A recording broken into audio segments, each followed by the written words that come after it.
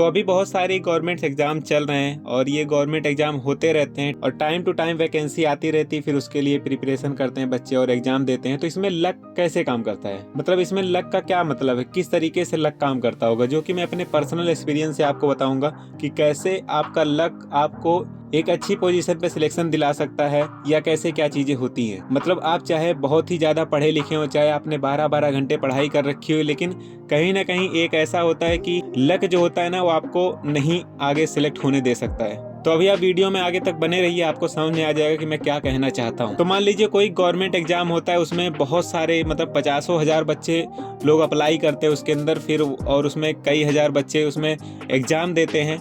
फिर कैसे मतलब शेड्यूल बैठता है कि उसमें लक काम करता है। तो देखो, समझने की कोशिश करना, मैं जो कहने जा रहा हूँ एक बार ध्यान से सुनना। कि जैसे मान लो आप बहुत ज्यादा पढ़े लिखे हो और वहीं आपके साथ में कोई ऐसा है जो बहुत कम पढ़ा लिखा है और दोनों ही बच्चे गए हैं एग्जाम देने के लिए। लेकिन जिस दिन आपका एग्जाम है, मान लीजिए जिस दिन आपका एग्जाम है उसी दिन आपका मूड ठीक नहीं है, किसी वजह से आपका दिमाग डिस्टर्ब हो गया, किसी वजह से आप चिंता में ज़्यादा हैं, आप परेशान हैं, या कोई ऐसी जगह आप एग्जाम देने के लिए गए हुए जहाँ पे आपका मन नहीं लग रहा है, आप थोड़ा सा डिस्ट्रैक्ट हो रहे हैं, कुछ चीज़ें ऐसी हैं, चाहे तो वहाँ का सिस्टम ऐसा होगा या कुछ टीचर्स ऐसे आपको मिल गए हैं जिनकी वजह से आप एग्जाम सही से नहीं दे पा रहे हैं, या कुछ भी ऐसा हो सकता है। ठीक है, तो आप तो वैसे फुल मेहनत करके गए हैं, पूरा मेहनत करके 12-12 घंटे पढ़ाई करके गए हैं, पर हर चीज़ आपके हाथ में नहीं है। और वहीं हो सकता है कि जो दूसरा वाला बच्चा है वो बाकी सालों साल पढ़ाई नहीं किया है 12-12 घंटे, उसने सिर्फ 2 ही 3 घंटे पढ़ाई किया हो और उसको वो क्वेश्चंस याद हों। उसने वो पढ़ाई ऐसे की है कि उसने कंसेप्ट को समझा हुआ है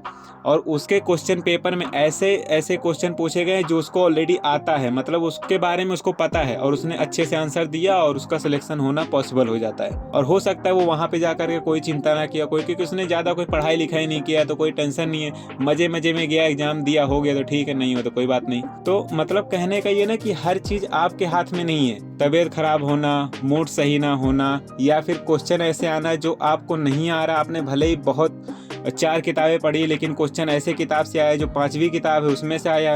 हो सकता है वो 5वीं जो किताब है वो दूसरे वाले बच्चे ने पढ़ी होगी, उसने आंसर दिया, उसका हो गया, उसने वो 4 किताबें नहीं पढ़ रखी थी। तो कुल मिला के ना कुछ भी कैसे भी किधर भी हो सकता है। और यहाँ पे आप ये नहीं कह सकते कि अगर आप 12 घंटे पढ़ रहे हो तो आप पास हो जाओगे, कोई 3 घंटा पढ़ रहा है तो वो नहीं पास होगा। तो यहाँ पे कहीं ना कहीं लक भी काम करता है कि आपका मानसिकता कैसा है, आपकी सोच विचार कैसा, आप लोगों के प्रति कैसी भावना रखते हैं। कहते नहीं जैसी करनी वैसी भरनी, तो कहीं ना कहीं कर्म का भी फर्क पड़ता है। तो कुल मिला के भाई मैं बस यही कहना चाहूँगा कि देखो, हर एक चीज़ मैटर करती है। अगर आप कोई तैयारी कर रहे हैं तो ये है कि आप उतना टाइम पढ़ाई करें जितने टाइम आप पढ़ाई करने में कंफर्टेबल हैं। मतलब आप जो पढ़ाई कर रहे हैं वो आपको समझ में आना चाहिए, आपको वो चीज़ें याद हो जानी चाहिए, समझ में आ जानी चाहिए। ये नहीं कि 12-12 घंटे पढ़ रहे हैं और याद कुछ भी नहीं हो रहा है, समझ में कुछ भी नहीं आ रहा, सिर्फ पढ़ाई कर रहे हैं। दूसरी चीज़, आपको सिर्फ पढ़ाई नहीं करनी है, पढ़ाई के साथ साथ अपने इमोशंस पर, अपनी भावनाओं पर, अपनी चीज़ों पर भी ध्यान देना है। ऐसा नहीं होना चाहिए कि एग्ज़ाम वाले दिन गए, मूड ख़राब हो गया और आप खुद को संभाल ही नहीं पा रहे, तबीयत पानी ख़राब हो गया, हेल्थ पे ध्यान नहीं देते होंगे, तो ये सारी चीज़ें हो सकती हैं। और तीसरी बात मैं ये कहना चाहूँगा कि भाई देखो, लक यानी कि भाई अगर आप दूसरों के प्रति जैसे भावना अच्छी रखते हैं, अच्छे काम करते हैं, अच्छे कर्म हैं आपके, ठीक है, अच्छी अच्छी आदतें बना रखी, अच्छे अच्छे काम करते हैं, प्लस भगवान जी को भी मानते हैं, या मतलब ऐसा मन की शांति के लिए आप क्या करते हैं, ये सारी चीज़ें भी आपका कहीं ना कहीं मैटर करता है।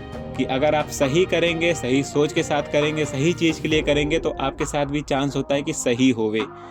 तो ये सारी चीज़ें थी मेरे दिमाग में, मैंने सोचा क्यों ना आपको बताया जाए थोड़ा सा।